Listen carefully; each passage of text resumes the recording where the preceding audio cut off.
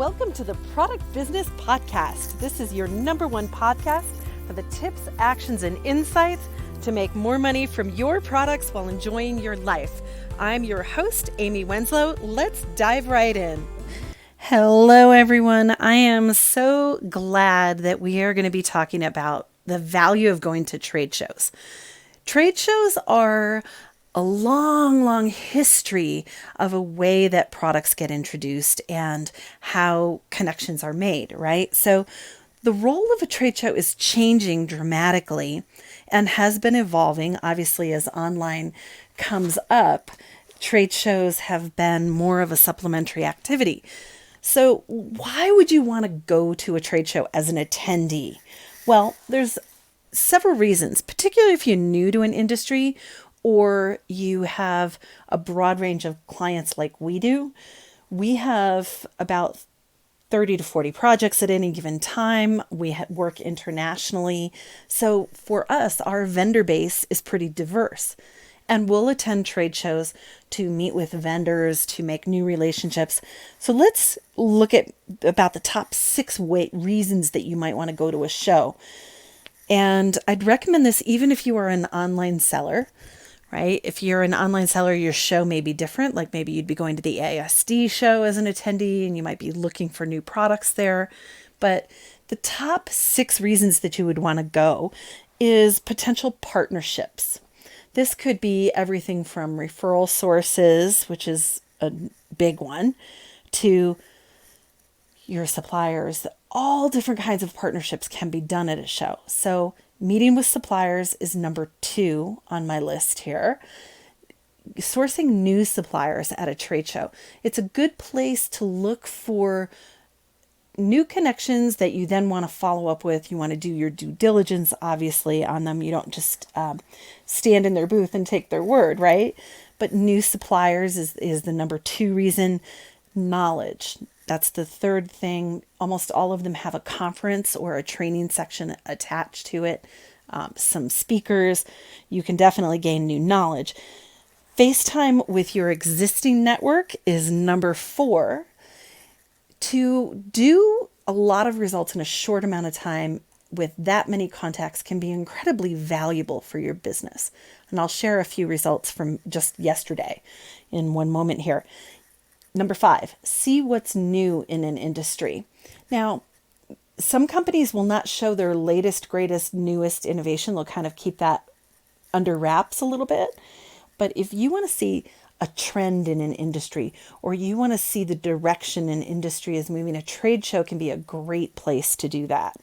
And the 6th one is referral sources. Now, I spoke briefly about it just a minute ago here, but referral sources and getting new referral sources. It's a very efficient way to do it if you are near the show, right? If you have to travel a long distance, that's one thing. But if you're near where the venue is and you're creative about it and you're respectful, you can gain a lot of new referral sources by going to a show strategically. All right. So what are the steps to attending a trade show really well?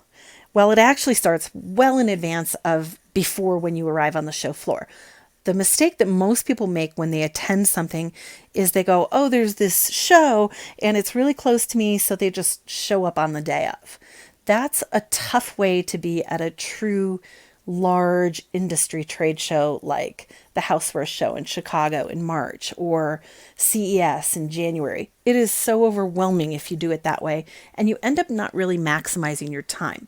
So what you want to do is, number 1, start with what are your goals for going to that show. And you have to think through what is the goal of the exhibitors and the other attendees, right? If you are going and you're trying to license your product and you're just talking to the sales reps at a company, that's not going to be most effective for you. So knowing your goal might be, instead of, oh, I'm going to go talk to them about my licensing, you might go with the intention of, I'm going to go find out from the sales rep who is the right person for me to talk to about licensing, right? And that person might not be at the show, but sometimes you can do your exploratory work that way. So knowing your goals is a very, very big piece. And you want to, second step, do some prep, right? Do some preparation. Look at the exhibitor list. Look at some of the websites of some of the exhibitors that you think you want to talk to.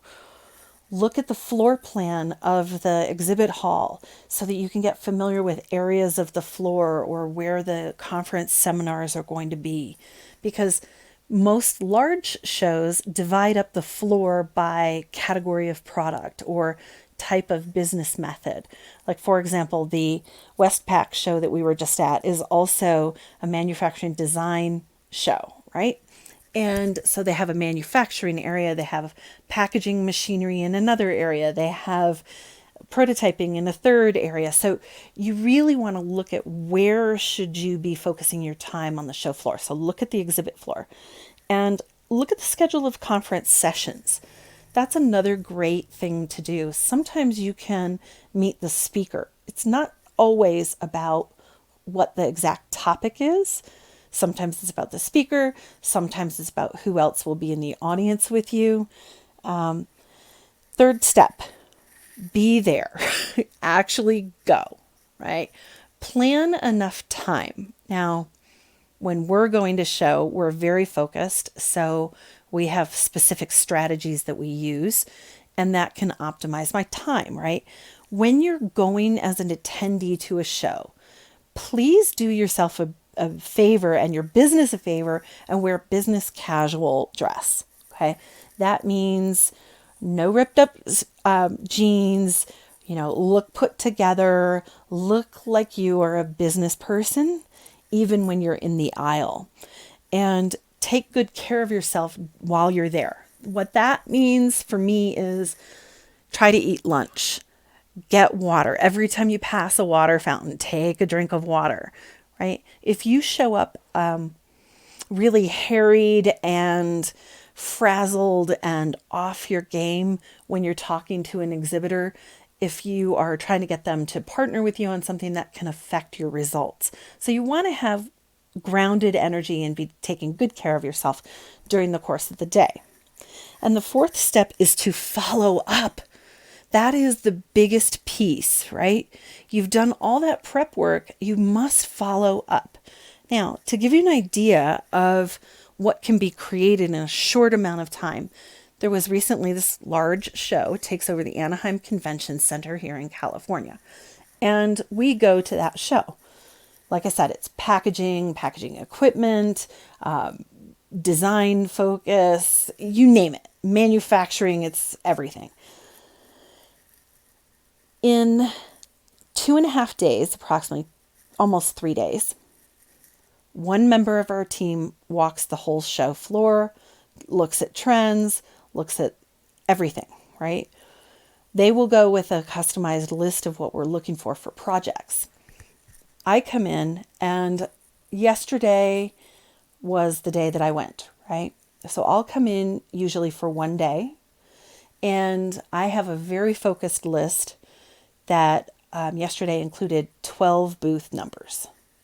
And that covered 5 projects in 12 booths.